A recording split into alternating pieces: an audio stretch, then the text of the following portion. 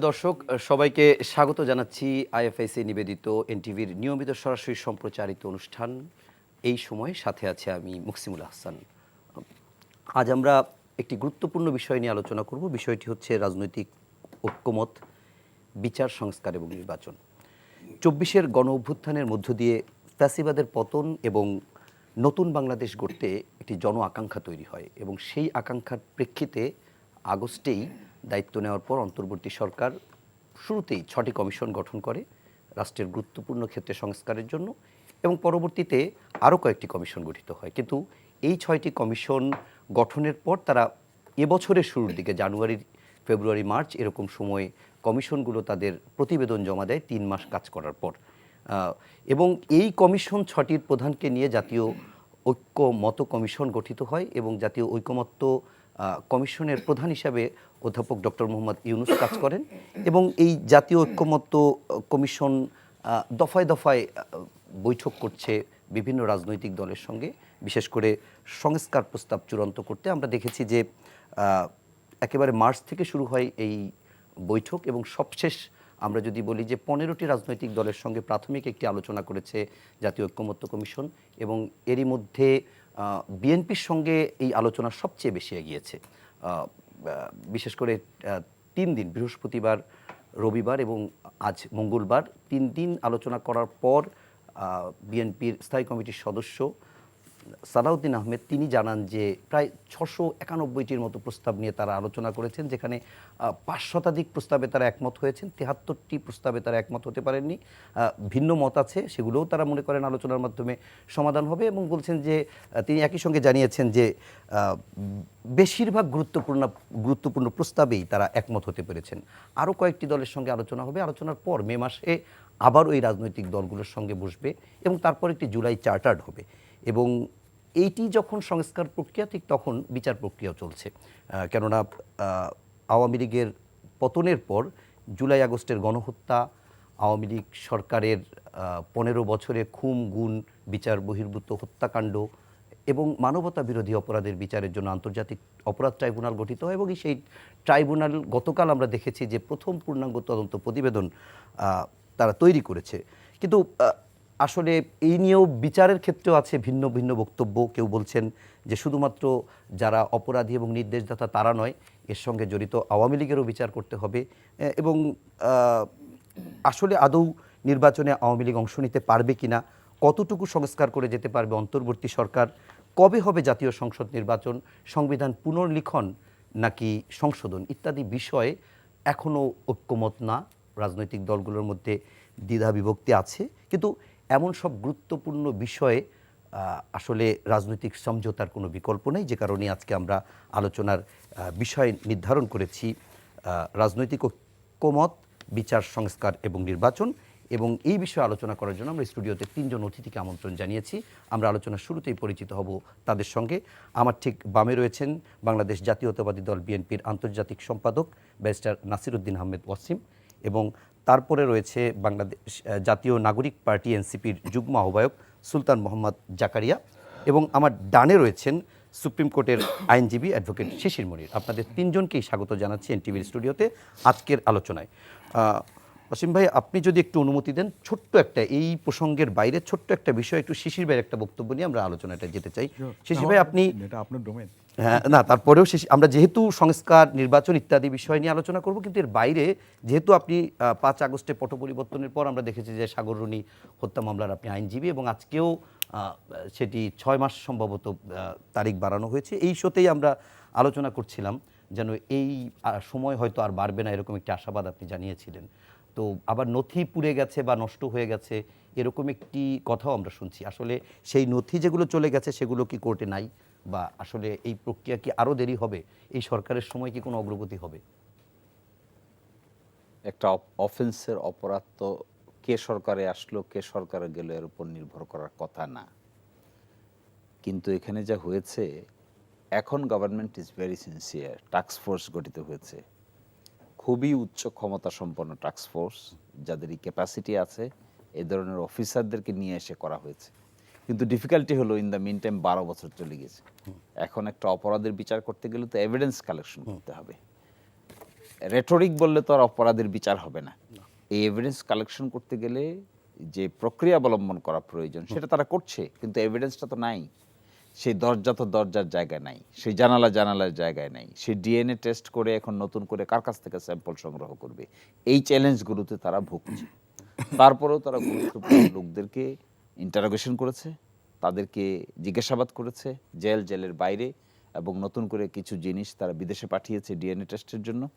আশা করা যায় আর সময় হয়তো নিতে হবে না, কিন্তু তারপরেও আমি খুবই এক ধরনের কনফিউশনে থাকি, কারণ অনেক আলামত সত্যিকার অর্থেই বাস্তবে জোগাড় করার পসিবল না এই 12 বছরের পর।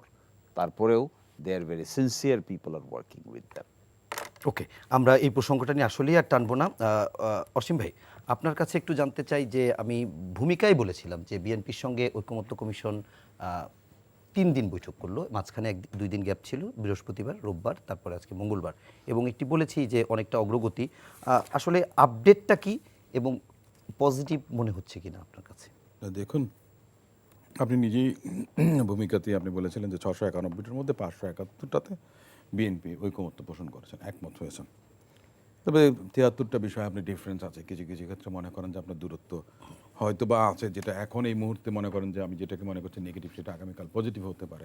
তো এটা একটা তো আলোচনা, তো একটা মানে চূড়ান্ত বিষয় না, এটা তো আপনার সুপ্রক্রিয়াটা শুরু হয়েছে। সবচেয়ে বড় কথা যে এ ধরনের একটা পরিবেশ পরিস্থিতি এ ধরনের তো আগে ছিল না, যে এই যে জুলাই আগস্ট পট পরিবর্তনের পর ও ধরনের একটা পরিবেশ বা পরিস্থিতি তৈরি হয়েছে, যেখানে মনে করেন যে সরকারের পক্ষ থেকে আপনার ঐকমত্য কমিশন গঠন করেছেন, স্টেক হোল্ডার যারা আছেন, বড় রাজনৈতিক দলগুলো যারা আছেন, যারা আন্দোলনে ছিলেন, ফেসিস বিরোধী আন্দোলনে যাদের ভূমিকা ছিলেন, তাদেরকে ডেকে কথা বলছেন, কারণ তারা দেশের জনগণকে রিপ্রেজেন্ট করেন, সাধারণ জনগণকে রিপ্রেজেন্ট করেন। কেউ 10 ভাগ, কেউ 5 ভাগ, কেউ 20 ভাগ, যেটাই হোক না কেন, কিন্তু জনগণ প্রতিনিধিত্ব করেন যারা, তাদেরকে।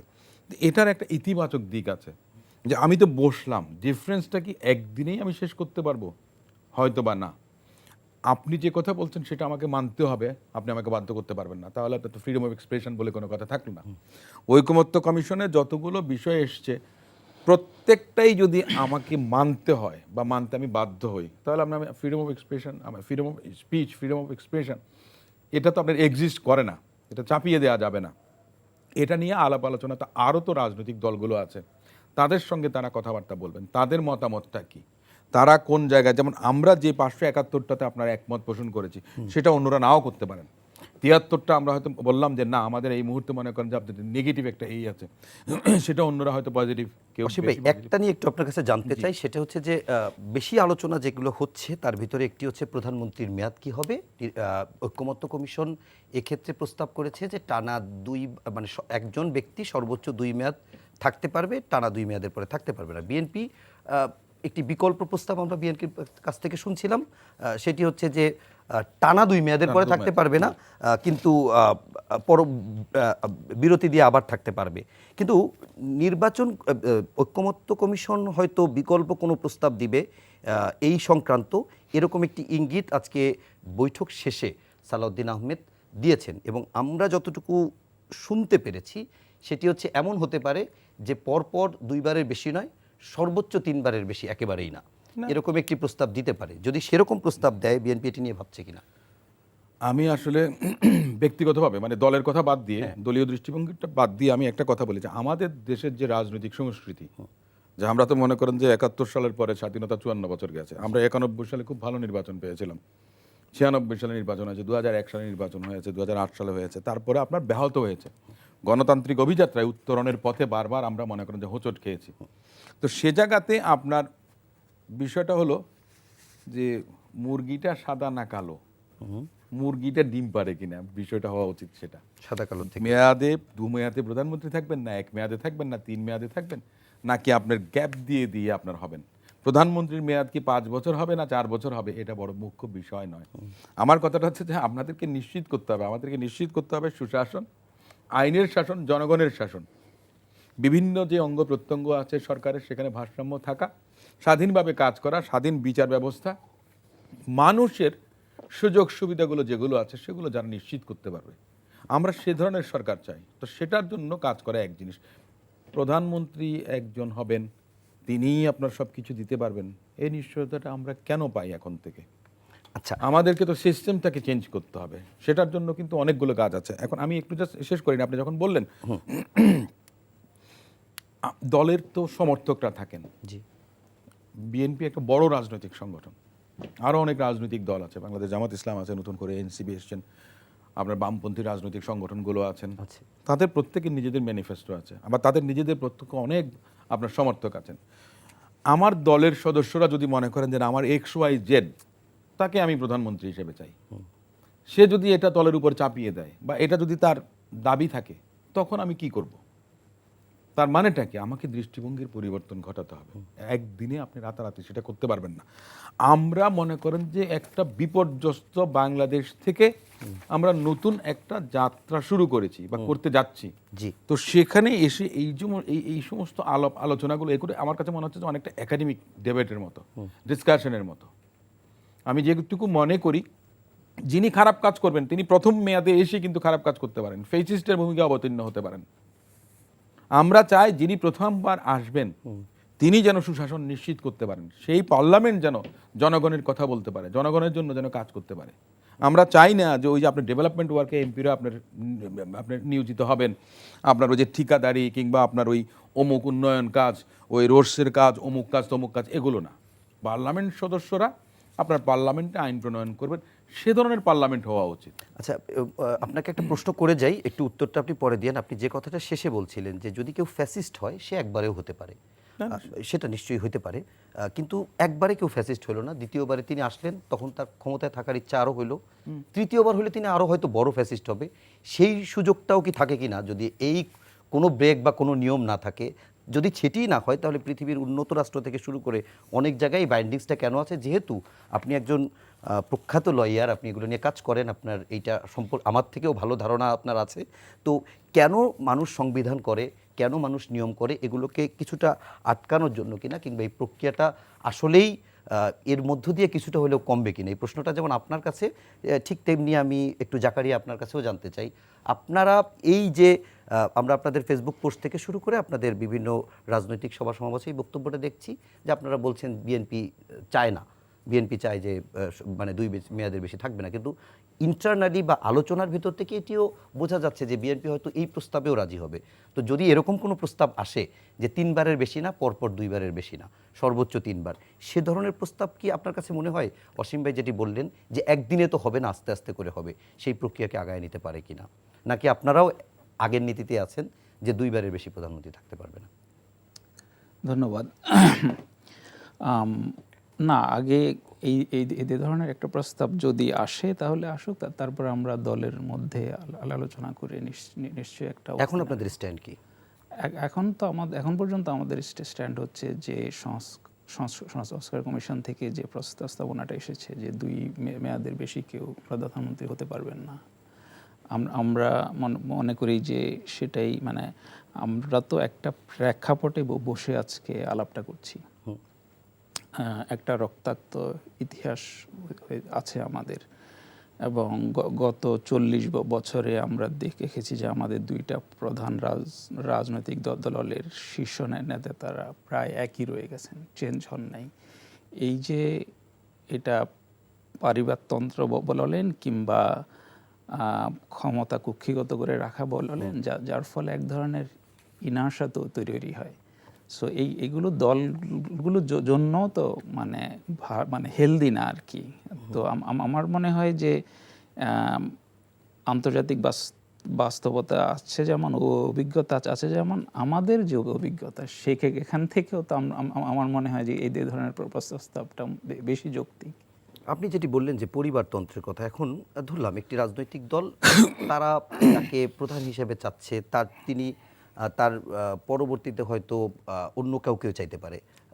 এখন মানে মূল প্রশ্নটা হচ্ছে, রাজনৈতিক দল যদি এই তার নিজের ভেতরে এটি মেনে নেয়, তাহলে রাষ্ট্রের বা অন্য রাজনৈতিক দলের আসলে সমস্যাটা কোথায়? কোনো সমস্যা নাই, খুবই ভ্যালিড প্রশ্ন। কিন্তু আপনি কি আত্মবিশ্বাসী যে আমাদের রাজনৈতিক দলগুলো, মানে মূলধারা যে রাজনৈতিক দলগুলো, বিশেষ করে প্রধান যেটা দল, তারা তাদের যে সমর্থকরা, তাদের যে কাউন্সিলরদেরকে সেই ওপেন সুযোগটা দেন কিনা। শিশির মনির ভাই, আপনার কাছে যে প্রশ্নটি রেখেছিলাম যে একটি জায়গায় যখন বিএনপি যেমন বিভিন্ন প্রস্তাব নিয়ে অনেকখানি কি এগিয়ে গেছে, তখন ঠিক ভিন্ন একটু মেরুতে আপনার এই আলোচনাও চলছে যে সংবিধান নির্বাচনের আগেই সংবিধান সংশোধন বা পরিবর্তনের একটি উদ্যোগ নিতে হবে, গণভোট দিতে হবে, এরকম একটি বিধান। তো আসলে সংবিধান সংশোধন, পরিবর্তন কিংবা জাতীয় ইস্যুতে জাতীয় নির্বাচনের আগেই গণভোটের সুযোগ কতটুকু আছে? আছে, এটা ভিন্ন কনসেপ্ট, ভিন্ন জুরিসপ্রুডেন্সিয়াল কনস্টিটিউশনাল কনসেপ্ট। কীরকম? এখন রাষ্ট্র চলছে কি করে? Doctrine of necessity. Doctrine of necessity. এখন যে রাষ্ট্র চলছে, এখনকার কনস্টিটিউশনাল ম্যান্ডেট কি আছে? এটা একটা ফান্ডামেন্টাল কোয়েশ্চেন। হাসিনা যে প্রক্রিয়ায় জি। ক্ষমতা ছেড়ে চলে গেছে, আর যে প্রক্রিয়ায় ইউনূস সাহেব ক্ষমতা চালাচ্ছেন, is it A constitutional process? না, এটা অনেকটা কনস্টিটিউশনকে চ্যালেঞ্জ করাই। আমরা যত বিপ্লব, গণ অভ্যুত্থান দেখি অনেকটা কনস্টিটিউশনকে চ্যালেঞ্জ করে। কনস্টিটিউশনাল প্রসেস যে আমরা এখন বলছি, এই কনস্টিটিউশনাল প্রসেসের মধ্যে এখনকার স্কিম নাই তো। Where is the concept of interim government? নাই, নির্বাচিত সরকার ছাড়া সংবিধানে কিচ্ছু নাই। নাথিং। তাহলে এখানে একটা ভ্যালিড ক্রিটিসিজম আছে যে তাহলে ইন্টারিম গভর্নমেন্ট বানাতে হলো কেন? বিপ্লবী সরকার করলেই তো হইতো। একটা বড় কনসেপ্ট এখানে আছে, বড় কনসেপ্ট এটাও আছে যে তাহলে জাতীয় সরকার করলেই তো হইতো। অন্তর্বর্তীকালীন সরকারের কনসেপ্ট কোথা থেকে আসলো? ফলে these are major constitutional questions. এখন এটাকে কি করে সেটেল করবে? জি। এখন যারা বলছেন, এনসিপির বন্ধুরা বলছেন যে তারা একটা গণপরিষদ চান। কেন গণপরিষদ চান? তারা চান এই যে চার্টার হবে, এই চার্টারের মধ্যে যে ইস্যুগুলো থাকবে তার কিছু ইস্যু হবে যে অন্তর্বর্তীকালীন সরকারই করতে পারবে, মেজর ইস্যু করতে পারবে না। এই যে উচ্চ কক্ষ নিম্ন কক্ষ চায়, বিএনপি বলছে তার 31 দফার মধ্যে তারা বাই ক্যামেরাল পার্লামেন্ট চান, একটা উচ্চ কক্ষ চান, নিম্ন কক্ষ চান। এখন তো উচ্চ কক্ষ নিম্ন কক্ষ নাই। এখন যে সামনে ইলেকশন হবে, কোন কক্ষের ইলেকশন হবে? এই যে পার্লামেন্টারি প্রসেসে যে ইলেকশনের কথা আমরা বলছি, তাহলে তো এখন বলতে হবে এক্সিস্টিং মেকানিজমে ইলেকশন ইউনিক্যামেরাল ইলেকশন হবে, একটা পার্লামেন্ট হবে। কিন্তু যদি আমি বলি যে দ্বিকক্ষ বিশিষ্ট পার্লামেন্টারি ইলেকশন হবে, তা কি করে হবে? ও সংবিধানে তো নাই দ্বিকক্ষ বিশিষ্ট পার্লামেন্টারি ইলেকশন। এনসিপির লোকেরা বলছে, আমি তাদের আর্গুমেন্টটা যদি বুঝে থাকি, তারা বলছে যে এই ধরনের পরিবর্তন আনতে গেলে গণপরিষদ লাগবে। একই সঙ্গে গণপরিষদ, জাতীয় সংসদ দুইটা নির্বাচনী হবে, এরকম বলছে। না, তাও বলছে না। ওদের কনসেপ্টটা যে খুব ভালো, খুব সুন্দর বুঝাইতে পারতেছে তাও মনে হয় না, কারণ বোঝানোর জন্য তো আর্গুমেন্টেটিভ লোক লাগে। এইখানে তারা বলছে যে গণপরিষদ লাগবে। কেন গণপরিষদ লাগবে? গণপরিষদ লাগবে এই জন্য কারণ basic structural design of the স্টেটের পরিবর্তন করতে হবে, কাঠামোগত পরিবর্তন করতে হবে। তারা বলছে এমন পরিবর্তন করতে হবে যে পরিবর্তন এক্সিস্টিং কনস্টিটিউশনের বেসিক স্ট্রাকচারকে ডেস্ট্রয় করে দিবে। তো তা কি করে করবে? তা মিলিটারি শাসনে করবে? ইউনূস সাহেব নিজের ঘর থেকে করবে? বিএনপি একা করতে পারবে? জামাত একা করতে পারবে? এনসিপি একা করতে পারবে? তারা বলছে যে তাহলে কি করে করব? আমরা একটা গণপরিষদ গঠন করব, কনস্টিটিউশনাল ডিবেট হবে, ডিবেট হলে পরে এখানে একটা কনস্টিটিউশন ফর্মুলেটেড হবে, ওই কনস্টিটিউশনের অধীনে নতুন করে ইলেকশন হবে। That is what is their argument. আবার একটা সময় দেখি হঠাৎ করে বলে যে জাতীয় নির্বাচন হবে, আবার গণপরিষদের এটা সবশেষ স্ট্যান্ড তাদের এটা বলে। তো এটা আমাকে শুনে হাস্যকর মনে হয়। এটা আমার কাছে মনে হয় চিন্তার সাংঘাতিক দীনতা। তারা 1971 নির্বাচন এবং পরবর্তীতে স্বাধীন বাংলাদেশে যে গণপরিষদ হয় সেটার উদাহরণ টেনেও বলে। হয়তো ভিন্ন কথা, 70 নির্বাচনে অংশগ্রহণ করেছে যারা, তারাই বাংলাদেশ স্বাধীন হওয়ার পরে তো 71 সালে কোনো নির্বাচন হয়নি। 70 নির্বাচনে যারা অংশগ্রহণ করেছে, যারা জাতীয় পরিষদ এবং স্থানীয় পরিষদে অংশগ্রহণ করেছিল, এরাই পরবর্তীতে গণপরিষদ গঠন করেছিল। নতুন করে কিন্তু ইলেকশন হয়নি। একটা বড় আর্গুমেন্ট আছে যে এরা বাংলাদেশের কনস্টিটিউশন বানানোর ম্যান্ডেট কোথা থেকে পায়? এত বাংলাদেশ ইলেকশন হয় নাই। 70 সালে নির্বাচন তো হয়েছে তখন পাকিস্তানের অধীনে। জি, এটা নিয়ে কথা আছে। করে অনেকেই ওই গণপরিষদকে অনেকে মনে করে ঠিক হয় নাই।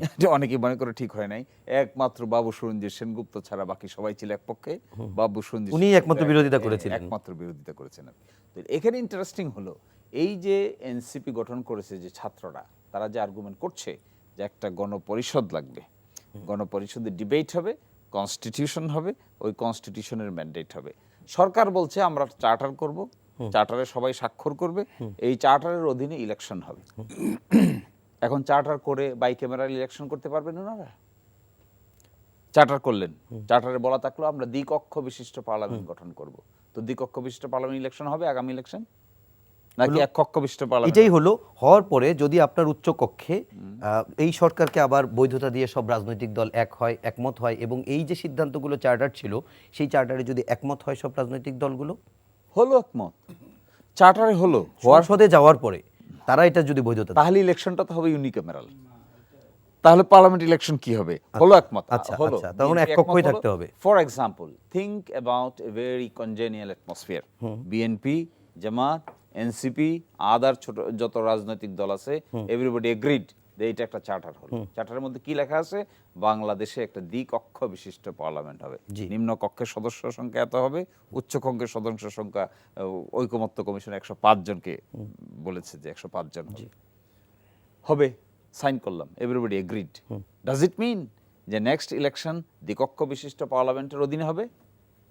অর ডাজ ইট মিন এটাও নিশ্চয়ই clear করা থাকবে। নেক্সট ইলেকশন একটা এক কক্ষ বিশিষ্ট পার্লামেন্টে হবে, ওখানে যারা ইলেক্টেড হবে তারা এসে সংবিধান পরিবর্তন করবে, পরিবর্তন করার পরে দ্বিতীয় ইলেকশন যেটা হবে, পরের বার যে ইলেকশন হবে ওইটা দ্বিকক্ষ বিশিষ্ট পার্লামেন্ট হবে। কে নিশ্চয়তা দিবে? কারা মেজরিটি পাবে? অ্যাবসলিউট মেজরিটি পাবে? ব্রুট মেজরিটি কারা পাবে? আচ্ছা শিশির কে পাবে না? হ্যাং পার্লামেন্ট হবে না? একটা প্রশ্ন একটু আমি আপনার কাছে একটু ক্লিয়ার করবেন, সেটা হচ্ছে আমরা 90-এর গণ অভ্যুত্থান যেটি দেখলাম এবং তার মধ্য দিয়ে জাতীয় পার্টি বা এরশাদের পতন হলো এবং সেখানে 3 জোটের রূপরেখা হলো, যেখানে সংসদীয় গণতন্ত্রের পক্ষে মত দিল এবং 3 জোটের রূপরেখা হলো এবং পরবর্তীতে সংসদ সেভাবেই হলো। তাহলে সেটা কিভাবে সম্ভব হলো? কোথায় 3 জোটের রূপরেখা কি ছিল? 3 জোটের রূপরেখার ভিত্তিতে কি হলো? বিচারপতি, প্রধান বিচারপতি শাহাবুদ্দিন আহমেদ, তিনি ছিলেন প্রধান বিচারপতি, অস্থায়ী রাষ্ট্রপতি ছিলেন। তিনি অস্থায়ী রাষ্ট্রপতি হলেন, একজন পদত্যাগ করলেন, তার ইলেকশন হলো, তিনি আবার ঘুরে এসে প্রধান বিচারপতি হলেন। এটা বাংলাদেশের সংবিধানের কোথাও লেখা ছিল না। That was A brutal violation of the constitutional jurisprudence. এই জন্য এসে 11তম সংশোধনী করতে হয়েছে সংবিধানের। আচ্ছা, 11তম সংশোধনীতে এটাকে বৈধতা দেওয়া হয়েছে। এরপরে ওখানে যে সুন্দর সুন্দর কথা লেখা ছিল তা কি আর পরবর্তীতে হয়েছে? এখন ফ্যাসিজম হলো কি করে? আইন মেনে হাসিনা ফ্যাসিস্ট হয়েছে? আইন মেনেই তো। আইন মেনে কোথায় ফ্যাসিস্ট হলো? সংবিধানের বাইরে তো যান নাই, কোথায় সংবিধানের বাইরে যায় নাই? নির্বাচন দিয়েছেন। আহা, নির্বাচন কি হয়েছে? নোবডি বিলিভস ইলেকশন হয়নি। কাগজে কলমে তো হয়েছে। সংবিধান তো চাইলে আপনি কাগজে কলমে মানতে পারেন। তাহলে আইনটা কি কাগজ? বিরাট প্রশ্ন। আইনটা কি কাগজ কলম, নাকি আইনটা আমি আপনাকে মানতে তো হবে? আইনটা তো মাইনে হয়নি। আইনটা যদি মানতো তাহলে তো একটা ফ্রি ফেয়ার ইম্পার্শিয়াল ইলেকশন হতো। 14 সালে হইতো, 18 সালে হইতো, 24 সালে হইতো। তাহলে কি সে ক্ষমতা থাকতে পারতো? ফর 100% শিওর থাকতে পারতো না। পিপলের ভোটে আউটকাস্ট হয়ে যেত। তা করতে দেই না তো। 14তেও হয় নাই, 18তেও হয় নাই, 24এও হয় নাই। এবার 24-এ এসে দেখা গেছে একটা স্বৈরাচারের জন্ম হচ্ছে। এমন একটা বিষয়, একেবারে রাষ্ট্রের সকল ক্ষমতা এক ব্যক্তির হাতে। আইন যদি কেউ মানে, একটু আগে অসীম ভাই যে কথা বললেন, অ্যাকচুয়ালি তো ডেমোক্রেসি চর্চার টেন্ডেন্সি থাকতে হবে, মানসিকতা থাকতে হবে। মানসিকতায় যদি না থাকে তাহলে শুধুমাত্র ঘুরিয়ে পেঁচিয়ে কথা বললে কি ফায়দা হবে? লিখলে হ্যাঁ, কনস্টিটিউশনাল যে সমস্ত অর্গান আছে, অর্গানগুলোকে বিধিমালা করতে হয়, নিয়ম করতে হয়, কিন্তু নিয়মটা মানার একটা টেন্ডেন্সি থাকতে হয়। এখন করলাম আমরা, এনসিপি যে দাবি করছে এটা করা হলো, বিএনপি একমত হলো, জামাত একমত হলো, নেক্সট একটা ইলেকশন হলো, পরের ইলেকশনে গিয়ে গোলমাল লেগে গেল, তা আবার কি হবে? ওকে, আমি এইটা নিয়ে একটু আপনার কাছে যদি 2-3টা প্রশ্ন জমা হয়ে গেছে অসীম ভাই, একটি নিয়ে আপনি নিশ্চয়ই কথা বলবেন।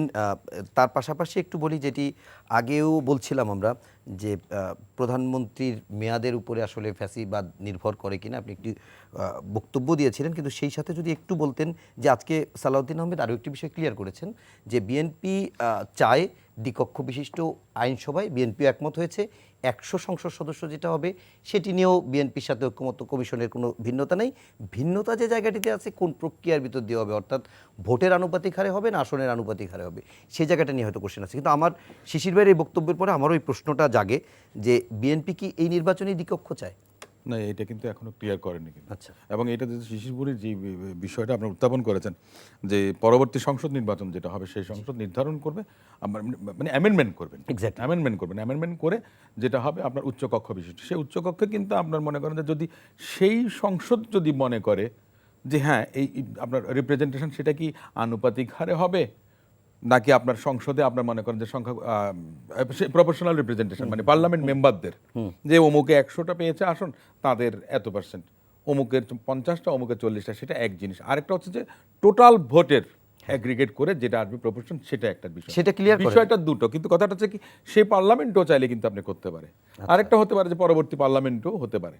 কথাটা হচ্ছে যে পার্লামেন্টটা আপনার নির্বাচিত হয়ে সংশোধন করে, অবশ্যই এটা আমি যেটা বলতে চাচ্ছিলাম যে সেটা কতটুকু নৈতিকতার উপরে আপনার ভিত্তি পাবে, সেটা নিয়ে আমি একটা কথা প্রশ্ন বলতে থাকে। চাই। না, এটা থাকার কথা না। কারণ আমি যদি বাই অ্যানালজি আমি একটা কথা বলি, জি। যে পার্লামেন্টে মহিলা সাংসদ ছিলেন আপনার 30 জন, 330 জন, সেই পার্লামেন্ট অ্যামেন্ডমেন্ট করে সেটাকে এনেছে 345 জন, এবং অতিরিক্ত যে 15 জন কিন্তু সেই পার্লামেন্টে আপনার ইনক্লুড করা হয়েছে সংসদের আপনার মহিলা আসন, সংরক্ষিত মহিলা আসন। তাহলে সেটা তার মানে সম্ভব, ওই বিতর্কে আমি আর যাচ্ছি না।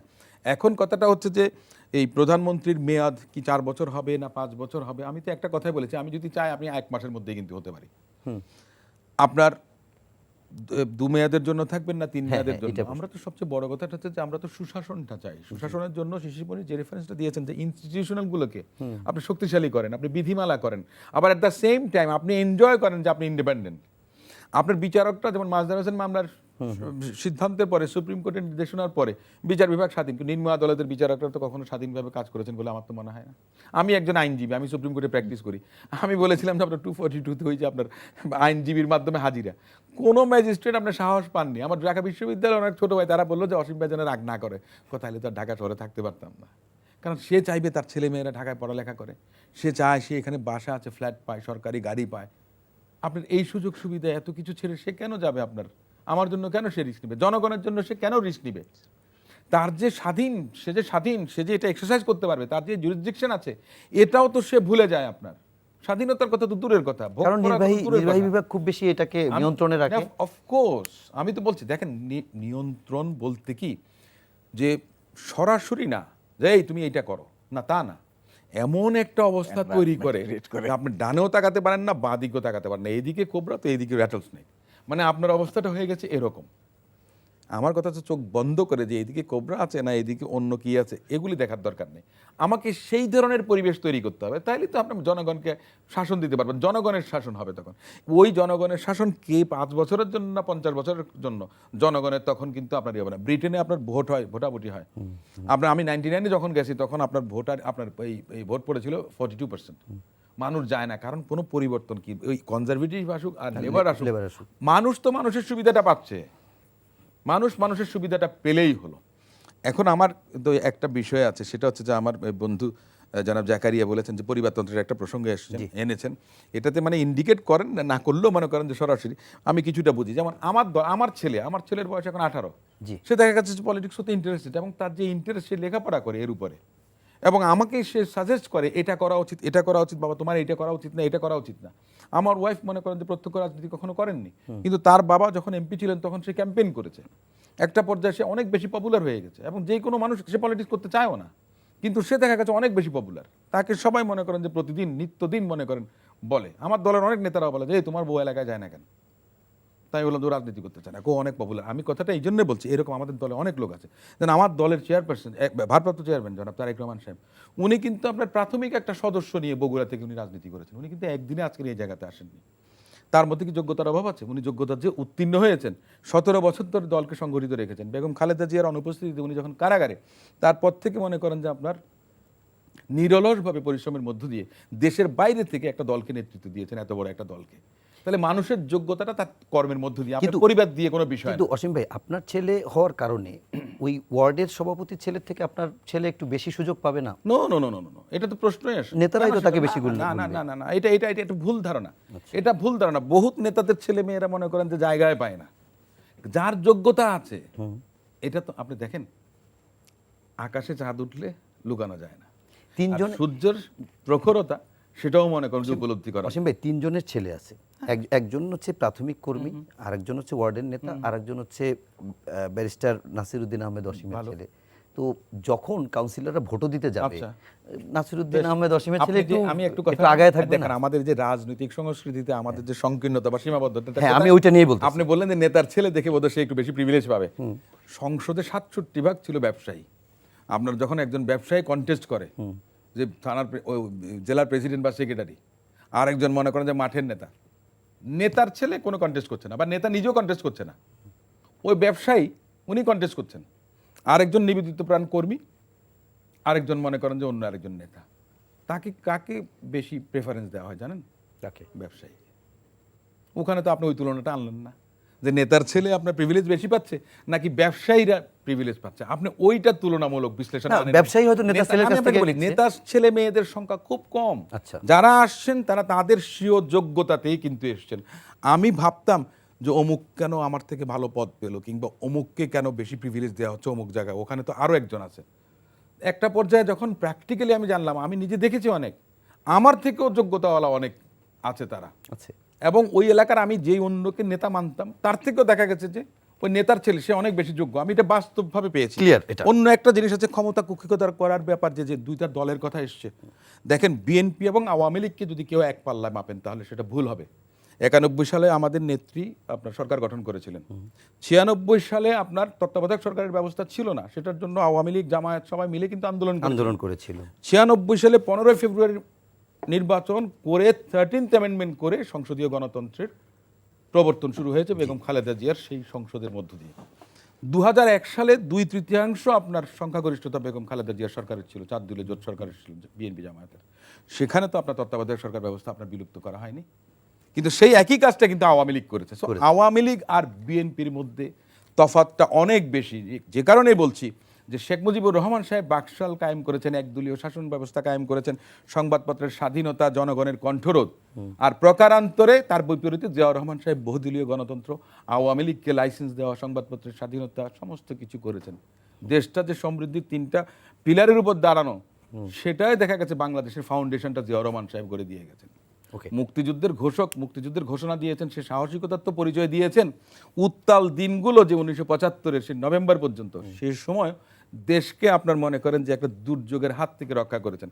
সো বিএনপি এবং আওয়ামী লীগের মধ্যে Gulf of difference. Okay, clear. আমরা একটু সুলতান মোহাম্মদ জাকারিয়া আপনার কাছ থেকে যে বিষয়টা একটু জানতে চাই, এই বিষয়টা নিয়ে আসলে একটু প্রশ্ন আছে যে একই সঙ্গে আপনারা কি গণপরিষদ এবং জাতীয় সংসদ নির্বাচন চান, নাকি প্রথমে গণপরিষদ করে তারপরে সেই গণপরিষদের মধ্য দিয়ে আবার একটি জাতীয় কিছু পরিবর্তন করে তারপরে সংসদ নির্বাচনে যেতে চান, নাকি আপনারা তার আগেই গণভোট চান? আসলে আপনারা চান কি? ধন্যবাদ। আমার মনে হয় এখানে আমরা তো যে কাঙ্ক্ষিত, ধরেন আমরা যে অপটিমাল যে আউটকাম, যে সবচেয়ে ভালো হতো, কারণ আমাদের এখানে শিশির মনির ভাই বেশ কিছু ইম্পর্টেন্ট কোয়েশ্চেন নিয়ে এসছেন, এবং আমরাও মনে করি যে এই প্রশ্নগুলো ভ্যালিড।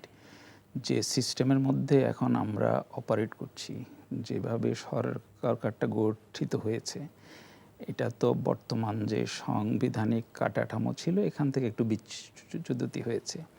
সো টেকনিক্যালি এখন কোনো সাংবিধানিক ফ্রেমওয়ার্কের মধ্যে সরকার পরিচালনা হচ্ছে না।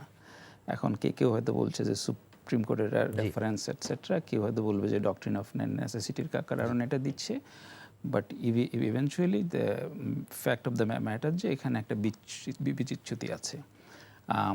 এবং আমরা আরও মনে করি যে যেই সংবিধানের কারণে একটা ইলেক্টেড অথরিটেরিয়ানিজম জন্ম হতে পারল, আপনি অবাদ দ্য ইয়েস, সেই সংবিধানটাকে এত পূজনীয় করে রাখার, তুলে রাখা তো আসলে কিছু নেই।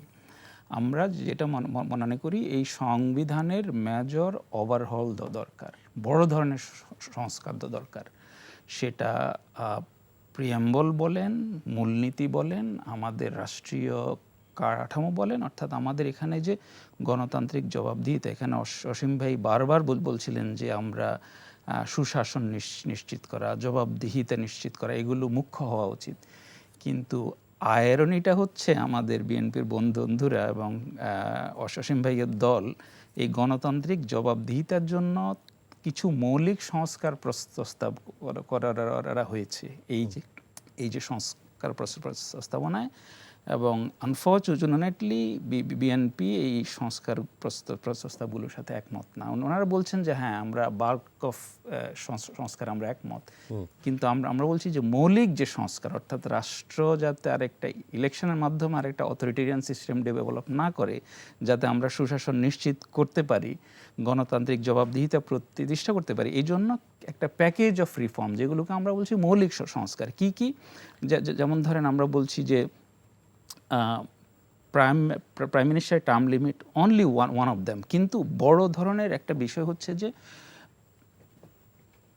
বর্তমান আধুনিক গণতান্ত্রিক ব্যবস্থা যে ফ্রেমওয়ার্কের উপর দাঁড়িয়ে আছে, মন্টেস্কুর কিংবা জন লকিয়ান যে ফিলোসফি, যে সেপারেশন অফ পাওয়ার, রাষ্ট্রের 3টা অঙ্গ থাকবে, কারণ আমরা তো একটা ফিলোসফি মেনে এই সিস্টেমটা আমরা ফলো করছি, যে একটা আইন সভা থাকবে, একটা এক্সিকিউটিভ ব্রাঞ্চ থাকবে, একটা বিচার বিভাগ থাকবে। এবং এই 3টা ব্রাঞ্চের মধ্যে চেকস অ্যান্ড ব্যালেন্স থাকবে ক্ষমতা, অর্থাৎ কোনো একটা ব্রাঞ্চ অতিশয় মানে অতি ক্ষমতাশালী না হয়ে যাতে একটা রিপ্রেসিভ রূপ লাভ করতে না পারে, সেই জন্য অন্যান্য ব্রাঞ্চগুলো ব্যালেন্স করবে। আচ্ছা, আমি একটু আপনাকে থামাই, একটু ক্লিয়ার হওয়ার জন্য বলি। সেটা হচ্ছে আপনি এই যে মৌলিক সংস্কারগুলোর কথা বলছেন, সেটি মূলনীতি হোক, সেগুলো পাওয়ারের ব্যালেন্স বলেন, সেগুলো তো এই সংবিধানের আপনার মানে বলাই আছে যে এই সংবিধানের মৌলিক জায়গা, কিছু জায়গা আছে, কিছু অনুচ্ছেদ আছে, কিছু ধারা আছে যেগুলো আপনি কখনোই পরিবর্তন করতে পারবেন না। তাহলে কে বলেছে এটা সংবিধানেই ধারা আছে না? এটা মানে সংবিধান বলছে, সংবিধানের 7-এর 1 বা 2 এরকম বলা আছে যে এই সংবিধানের এই সংক্রান্ত এই ধারা কোনো অবস্থায় পরিবর্তন না। এটা শিশির মন্ডল নির্বাহী ক্যান হেল্প আস, কিন্তু কোন সংবিধান পৃথিবীতে অকাট্য অপরিবর্তনীয় বলে কিছু নাই। সংবিধান জনগণের ক্ষমতা সর্বভৌম এক্সপ্রেশন। জনগণ চাইলে পুরো সংবিধানটা ডিচ করে দিতে পারে, আবার নতুন করে লিখতে পারে। এই রকম কোনো সংবিধান পৃথিবীর কোথাও নাই যে না আপনি ইয়ে করতে পারবেন না। আমাদের সংবিধানে এটা না, ওইটা তো আপনার, এটা হচ্ছে you are reading that way, কিন্তু that's not how it works. ওনার কথা মানে ওটা যে সলভ এক্সপ্রেশন যেটা আছে, যে কথা বলছেন যে আপনারা যে এটা present parliament cannot bind the future parliament, future parliament cannot be bound by the past parliament, এটাই হলো কথা। তাহলে তো এটা তো কোরআন বাইবেলের মতো হয়ে গেল, কোরআন হয়ে গেল। আমি বললাম যে এই সরকার তাহলে কিভাবে করবে, বা এখন আপনি কিভাবে সেই পরিবর্তন, ওইটাই জানতে চাই। ওই কোশ্চেনের ক্ষেত্রে শিশির মনে নির্ভর হয়ে যায়। যেহেতু আমরা অলরেডি বিপ্লবের মধ্য দিয়ে বলেন, গণঅভ্যুত্থানের মধ্য দিয়ে বলেন, আমরা একটা পরিবর্তন, একটা ইতিবাচক পরিবর্তনের মধ্য দিয়ে সাংবিধানিক একটা বিচ্যুতি অলরেডি হয়ে গেছে, অর্থাৎ পুরনো যে সাংবিধানিক কাঠামো। সুতরাং আমরা যেটা বলছি যে আমরা যে ধরনের আরও পরিবর্তনগুলো চাইছি, সেটার জন্য আইডিয়াল যেটা আমি বললাম, অপটিমাল আউটকাম হতো যদি আমরা একটা গণপরিষদ ইলেকশন করে একটা নতুন সংবিধান লিখে সেই সংবিধানের মতো করে রাষ্ট্রটাকে তখন আমরা এগিয়ে নিতাম। তাহলে হতো কি, অতীতের যে অল দিস ব্যাগেজেস, যে ওল্ড সংবিধানের মধ্য দিয়ে আপনি অমুক সংশোধনী চতুর্থ থেকে শুরু করে পঞ্চম নানা ধরনের বিচ্যুতি হয়েছে, আপনি তখন আর ওল্ড রেফারেন্স এখানে অ্যাপ্লিকেবল হতো না। ইউ উড স্টার্ট একটা ফ্রেশ বিগিনিং হতো। সেইটা আমরা যখন দেখলাম যে একটা ফর্মিডেবল রেজিস্ট্যান্স আসছে বিএনপির কাছ থেকে, যে না ওনারা চাচ্ছে যে ইলেকশনটা আগে, তখন আমরা ওই প্রস্তাবেও একমত হয়েছি যে হ্যাঁ ঠিক আছে, তাহলে আপনারা গণপরিষদ কাম সংসদীয় ইলেকশনটা করেন, অর্থাৎ ওই সংসদটাই একটাই ইলেকশন হবে, ওই সংসদটাই পার্ট টাইম মানে সংবিধান প্রণয়নের যে কাজটা ওইটাও চালাবে, প্লাস এটা হিসাবে আইনসভা হিসেবে ডিফেক্টো কাজ করবে। এটা পর্যন্ত আমরা এখন পর্যন্ত একমত আমরা। এবং আমাদের ঐক্যমত্য কমিশন যে সংস্কার প্রস্তাবগুলোর রাজনৈতিক দলগুলোকে পাঠিয়েছে, ওর মধ্যেও এই অপশনটা আছে, সর্বশেষ অপশনটা এটা আছে। এবং আমি মনে করি এটা হচ্ছে সবচেয়ে রিজনেবল প্রস্তাব, কারণ আমাদেরকে সংবিধানের পরিবর্তন আবশ্যক, এটা আমরা 3 জনের একমত। কিন্তু বিএনপি যেটা বলতে চাচ্ছে যে সংসদে গিয়ে ওনারা মানে অন্যান্য যেসব সংস্কার গুরুত্বপূর্ণ সংস্কার কাঠামোগত সংস্কারগুলো করবেন, সেটা করতে গেলে then you will have the same problem যে আপনি যখনই এখন একটা ইলেকশন করবেন, ভাই যেটা বললো শিশির ভাই, তখন এটা হবে basically continuation of the old parliament, এবং এই কোয়েশ্চেনটা will be lingering always. People will ask question যে মাঝখানে যে টাইমটা আপনারা ব্যয় করলেন, ওয়াজ দ্যাট আনকনস্টিটিউশনাল? সেটা তো রেটিফাই করবে নেক্সট পার্লামেন্ট। না, বাট আপনি কারণ ওই এইটাই তো শেখ হাসিনা বারবার বলে বেড়াচ্ছে, সে এই সংবিধানের অধীনে সে এখনো প্রাইম মিনিস্টার, এবং সে সাপোজ ওনার কথাকে খুব গুরুত্ব দিচ্ছেন কিনা? না, আমরা গুরুত্ব দিচ্ছি না, কিন্তু for the sake of argument ধরে নেন যে উনি খুব অ্যাক্সিডেন্টালি আগামী 15 বছর পর আসলো রাষ্ট্র ক্ষমতায়, অ্যান্ড দে রিকল দিস যে না আমরা এই, কারণ একই সংবিধান, তো আপনি একই সংবিধান মেনে এই 15 ইয়ার্স চালাচ্ছেন, মাঝখানে টাইমটাতে তখন ওই যেটা অসীম ভাই বললেন যে ফিউচার পার্লামেন্ট তখন বলবে যে I am not bound by the past parliament, কারণ আমার লিস্ট কমন ডিনোমিনেটর তো এক, ওল্ড সংবিধান, তো তাহলে ওয়াই আই ক্যানট মানে ডু দ্যাট, তখন আমার ওই প্রশ্নটা ফেস করতে হবে, এবং শুধু প্রশ্ন নয়, এটা গুরুতর প্রশ্ন ফেস করতে হবে। All of us will face severe মেয়াদের বিষয় থাকে তো ওটা ততদিনই ইনফ্র্যাকচুয়াস হয়ে যাবে। আমরা যেটা বলি আর কি আমাদের কোর্টের আচ্ছা। আঙ্গিনাতে যাকে বলি আর কি। আচ্ছা শিশির ভাই, আপনি যদি এই প্রসঙ্গটা কিছু যোগ করতে চান তাহলে একটু যোগ করতে পারেন, তাহলে একটু বিচার প্রক্রিয়া নিয়ে একটু আপনার কাছে জানতে। ডিফিকাল্ট এই কোয়েশ্চেন, কিন্তু খুবই ডিফিকাল্ট কোয়েশ্চেন, কারণ একটা কনসিডারেবল টাইম পার হয়ে যাওয়ার পরে যা কিছুকেই রিসেট করা হোক না কেন, সময় তো চলে গেছে, প্রায় 8 মাস সময় চলে গেছে, তাই না? এখন এই যে 8 মাস সময় আমরা খাতায় কলমে 8 মাস সময়কে রেট্রোস্পেক্টিভ দিতে পারবো, কিন্তু প্র্যাকটিক্যালি দিতে পারবো না, কাগজে কলমে দিতে পারবো। আমি বললাম ঠিক আছে, আমরা এখানে উপস্থাপকের সঙ্গে কথা বলছি, ধরে নিলাম 3 দিন আগে থেকেই কথা বলছি, অ্যাকচুয়ালি 3 দিন আগে তো আমি এখানে ছিলাম না। তো what's going to happen, very fundamental question, কিন্তু এগুলো শুরুতেই অনেক কনস্টিটিউশনাল জুরিসপ্রুডেন্স জানে যারা, তাদের ফাংশন ছিল এগুলা। এই যে এখন আমি বলছি আফটার 8 মান্থস যে we are going to held N election under the old under the old old parliament, old This is constitution. very difficult thing. At the same time, এখন যে আমরা সংস্কার প্রপোজাল নিয়ে, যেটা ঐকমত্য কমিশন যে সংস্কার কমিশন প্যাকেজ যেটা ডিক্লেয়ার করছে, who gave them the authority? How did they obtain the authority? Absolutely. তাহলে তো পরে কোনো এক সময় আওয়ামী লীগ ক্ষমতায় আসলে সব সরকারগুলোকে Definitely, অবৈধ ঘোষণা করবে। everything will be questioned. ওই তাহলে সেক্ষেত্রে সলিউশনটা কি? Solution হলো major political parties should take very bold, strategic, bold political decision. Consensus. absolutely. এবং এটাই সম্ভবত কনসেনসাস কমিশন চেষ্টা করতেছে, আমার যে ধারণা। আমি দূর থেকে উত্তাপটা বুঝতে পারি, কিন্তু আমি যেখানে পার্টিসিপেট করি নাই, উত্তাপের ধরনের প্রসেসটা বুঝতে পারি না। বাট আলী রিয়াজ সাহেবের কথার কিছু ঝাঁজ বোঝা যায়, যেহেতু অতীতে ওনার অনেক লেখাটাকা পড়ে মনে হয়। ফলে এখন যদি 50টা বিষয়ে যদি এই ঐকমত্য কমিশন একমত হয়, একটা চার্টার করে, what is the status of A charter? Is a charter can be considered as a constitution?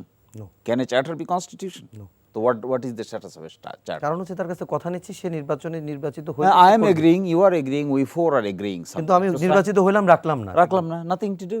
It doesn't have any enforceability. And worst case is যেহেতু আপনার সবাই একমত হচ্ছে না, সে কারণে মানে এই সরকার আর কতটুকু করতে কেউ পারবে? যদি 3 জোটের রূপরেখা পড়ে থাকে, জি, 3 জোটের রূপরেখাতে আমরা একমত হয়েছিলাম কি করব কি করব না, সাবসিকুয়েন্টলি এসে আর আমরা এটা মানি না, সব মানি না। তা কারো তো ফাঁসি হয় নাই, কারো তো কিছু হয় নাই, কারো তো জেল জুলুম হলো, এটা না মানার কারণে মানি নাই। অনেক এক্সিজেন্সিস ডেভেলপ করছে রাজনীতিতে, আমরা সভ্য আচরণ করতে পারি নাই, আমরা বর্বর আচরণ করেছি, আমরা এমন আচরণ করেছি যা কনস্টিটিউশনাল জুরিসপ্রুডেন্সের বাইরে গিয়া আনডেমোক্রেটিক কথাবার্তা বলেছি, আমরা ক্ষমতার পরিবর্তনকে নর্মালি মেনে নিতে পারি না, আমরা ক্ষমতার পরিবর্তনকে নর্মালি মেনে নিতে পারে নিজের মতো করে মেকানিজম করতে চেয়েছি। ফলে অনেক উত্থান পতন হয়েছে, কখনো মিলিটারি ব্যাক্ট, কখনো মিলিটারি শাসন, কখনো এইটা, কখনো সেইটা, কখনো হাসিনার পদত্যাগ। শেষ পর্যন্ত কি নেশন ডেভেলপ করছে, without any proper democratic approach. শিশির ভাই, আমরা একদম শেষে চলে আসছি। আপনি খালি একটা বিষয় একটু বলবেন, সেটা হচ্ছে যে আমরা দেখলাম যে গতকাল প্রথম একটি তদন্ত প্রতিবেদন পূর্ণাঙ্গভাবে জমা দেওয়া হলো। সেটা হচ্ছে চাংখারপুলের ঘটনাকে কেন্দ্র করে 5 আগস্ট যেটা হলো, সেখানে আমরা দেখলাম যে ডিএমপি কমিশনার তৎকালীন হাবিবুর রহমানের নামও আছে। সম্ভবত তিনি তো আর নিজে ফিল্ডে যে ওখানে অপারেশন চালায়নি, কিন্তু নির্দেশদাতা হিসেবে হয়তো আছে। তাহলে স্বরাষ্ট্রমন্ত্রী কিংবা আইজিপি কিংবা আপনার শেখ হাসিনা, তাদের নাম কেন এই পূর্ণাঙ্গ প্রতিবেদন আমরা তো পাই নাই? Oh, this law is something different, special, unique. জি, বাংলাদেশের প্রচলিত পেনাল কোডে কমান্ড রেসপন্সিবিলিটি স্ট্রাকচার বলতে কোনো স্ট্রাকচারাল অফেন্স নাই। আচ্ছা, But this law is something different, internationally different. Rwanda, Yugoslavia, Sierra Leone সব জায়গায় ডিফারেন্ট, জুরিসপ্রুডেন্সটাই ডিফারেন্ট, যে এখানে একটা ঘটনার লায়াবিলিটির জন্য প্র্যাকটিক্যালি পার্টিসিপেট করতে হবে না, সেও লায়াবল হবে যে ঊর্ধ্বতন কমান্ড স্ট্রাকচারে থেকে এমন অর্ডার দিয়েছে, করতে বলেছে অথবা করা থেকে বিরত থাকতে বলেছে, যার এফেক্টে ওই ঘটনা ঘটেছে। যেমন একজন কনস্টেবলকে, আমি ডিএমপি কমিশনার, আমি বলছি শাহবাগ থানার ওসিকে, শাহবাগ থানার ওসির আদানে চানকারপোল আছে, সে আমি বলেছি ওসিকে, ওসি বলেছে তাকে, ওয়াকি টকির এই কমিউনিকেশনটা যদি পাওয়া যায় যে my instruction was being carried out by Shahbag থানা ওসি, Okay. শাহবাগ থানা instruction was carried out by some constable, constable fire করেছে, শাহবাগ থানার ওসি ওটা লায়াবল হবে, আমি will be the liable. That is the unique feature of this law. ফলে এখানে যে যেমন ইয়ে দেখলাম তো কি বলে এটাকে, অডিও কনভারসেশন শুনলাম, দি দেন প্রাইম মিনিস্টার অর্ডার দিচ্ছে উপর থেকে কি করে মারতে হবে, প্রাইম মিনিস্টার অর্ডার দিচ্ছে কি করে লেথাল উইপন ব্যবহার করতে হবে। তো লেথাল উইপন তো আর তিনি ব্যবহার করেন নাই, but he pass the order, Exactly. Ministry of home executed it, national security council directing mind and will কোম্পানির এটা করে এসেছেন। যেটা বলে। ওনার অর্ডারটা কার মাধ্যমে এসেছে? হয়তো ministry of home, ministry of home কার কাছে গিয়েছে, ডিবিএসবি, এনএসআই, পুলিশ টুলি ওনার দিয়েছেন তার নিচের দিক থেকে। তাহলে মূল ঘটনাটা হলো চানকারপোল মেরেছে একজন constable, the same time will be liable the head of the government. It is possible. ভাই একটা ছোট্ট একটা প্রশ্ন ধরেন, আপনি তো উত্তর কি দিবেন মোটামুটি বুঝি যে আদালতের কি রায় কবে কি হবে এটা বলা যাবে না, তারপরে প্রশ্নটা করি, যেটি তদন্ত প্রতিবেদন মানে দাখিল করা হলো, এখন এই বিচার প্রক্রিয়া শুরু হয়ে একটি পূর্ণাঙ্গ রায় হইতে যে গতিতে আগাচ্ছে কতদিন লাগতে পারে? আমি আপনাকে স্টেজেসগুলি বলি, then you calculate. I will not tell you particular period of time. এখন হলো আপনার তদন্ত রিপোর্ট জমা দিয়েছে তদন্তকারী কর্মকর্তা, জি, এটা গেছে প্রসিকিউশনের অফিস, প্রসিকিউশন স্বল্পতম সময়ের ভিতরে এটা দায়ের করবে আদালতে, এটার নাম হবে ফর্মাল চার্জ, ফর্মাল চার্জের পরে হবে কগনিজেন্স, কগনিজেন্সের পরে হবে চার্জ ফ্রেম, চার্জ ফ্রেমের পরে হবে 21 দিন সময় দেওয়া, 21 দিন সময় দেওয়ার পরে হবে সাক্ষী ডাকা, এরপরে সাক্ষী এক্সামিন করা, আর্গুমেন্ট হওয়া, রায় হওয়া। এবার আপনি টাইম ফ্রেম ঠিক করে নেন, আমি তারপরে আপিল বিভাগে যাওয়া।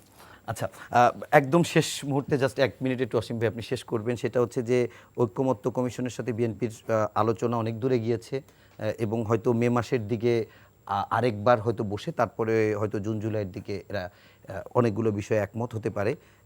তো আসলে জুলাই চার্টার বলি, আগামী জাতীয় সংসদ নির্বাচন বলি, মৌলিক সংস্কারের ইস্যুতে আপনার কাছে কি মনে হয় যে কবে নির্বাচন হতে পারে সব কিছু মিলিয়ে? না, আমার তো দলের পক্ষ থেকে আপনার ডিসেম্বরের মধ্যে, এবছর ডিসেম্বর নাগাদ আপনার নির্বাচনের কথা বলা হয়েছে, এবং প্রধান উপদেষ্টার পক্ষ থেকে এবছরের ডিসেম্বর এবং জুন 2026-এর মধ্যে। এখন বছরের কথাটা হচ্ছে যে দেখুন, নির্বাচন করতে চাইলে তো জাস্টিস শাহাবুদ্দিন সাহেব কি 3 মাসের মধ্যে নির্বাচন করেন? 9 বছর আপনার সামরিক শাসন, এরশাদ সাহেবের শাসন ছিল আপনার, সেখান থেকে মনে করেন আপনার 3 মাস 90 দিনের মধ্যে আপনার করেছেন। কনসেপ্টটা যে তত্ত্বাবধায়ক সরকার ব্যবস্থা হয়েছিল, সেটা কেন হয়েছিল? যেহেতু জাস্টিস শাহাবুদ্দিন সাহেব আপনার 90 দিনের মধ্যে করেছেন, দেখে ওটাকে একটা আপনার স্ট্যান্ডার্ড স্কেল ধরেই কিন্তু পরবর্তীতে আপনার ত্রয়োদশ সংসদের 90 দিনের মধ্যে, 3 মাসের মধ্যে, তাই না, অব্যবহিত 3 মাসের মধ্যে আপনার নির্বাচনটা হয়। 3 মাসের মধ্যে যদি তারা নির্বাচনটা করতে পারেন, তাহলে সঙ্গত কারণেই এবছরের ডিসেম্বর মানে কি আপনার সে জুলাই আগস্ট, গত বছর অলরেডি মনে করেন যে 9 মাস চলে গেছে, আরও কতদিন বাকি আছে হিসাব করেন আপনি, তাহলে এটা কি রিজনেবল টাইম না? নিঃসন্দেহে রিজনেবল টাইম। এই কথা। আর মৌলিক সংস্কার যেগুলি, মৌলিক সংস্কার বলতে যেগুলি to hold a fair and free election, the people can vote without any hindrance, without any fear, আপনার কোনো এই ছাড়া, প্লাস প্রশাসন দলীয় মুক্ত থাকবেন, নিরপেক্ষভাবে কাজ করতে পারবেন, পুলিশ প্রশাসন বলেন, সিভিল অ্যাডমিনিস্ট্রেশন বলেন। কিন্তু আমরা তো, আপনারা যে বলছেন যে জুন পর্যন্ত যাবেন, আপনার প্রশাসনকেও তো নিরপেক্ষ করেননি। পুলিশ প্রশাসনেও তো মনে করেন যে যারা আপনার অ্যাট্রোসিটির সঙ্গে জড়িত ছিলেন, যে সমস্ত ব্যবসায়ীরা মনে করেন যে খারাপ কাজগুলো করেছেন, হাজার হাজার কোটি টাকার ব্যাংক লুটপাট করেছেন, যারা পতিত সরকার যেটা ছিল তাদেরকে আপনার ব্যাক করেছেন, যে তাদের সমস্ত ইল গটেন ওয়েলথগুলোকে আপনার সেফ রাখার জন্য যারা এগুলি করেছেন তাদের বিরুদ্ধে ব্যবস্থা নেন না আপনি। তা আপনি এত কিছু যখন আপনি করতে পারেননি, আপনি মনে করেন যে জুন কেন আরো 2 বছরও তাহলে করতে পারবেন না, জনগণের সরকার সেটাকে দিয়ে দেন, মনে করেন তারাই মনে করেন যে করবে, জনগণের উপরে মানুষের প্রত্যাশা বেশি। অনেক ধন্যবাদ নাসিরউদ্দিন আহমেদ অসীম, সুলতান মোহাম্মদ জাকারিয়া এবং অ্যাডভোকেট শিশির মনির, আপনাদের তিনজনকে, এবং দর্শক আপনাদেরকে অসংখ্য ধন্যবাদ জানাচ্ছি রাত জেগে এতক্ষণ ধরে অনুষ্ঠান দেখার জন্য। সবাই ভালো থাকবেন, সুস্থ থাকবেন, শুভরাত্রি।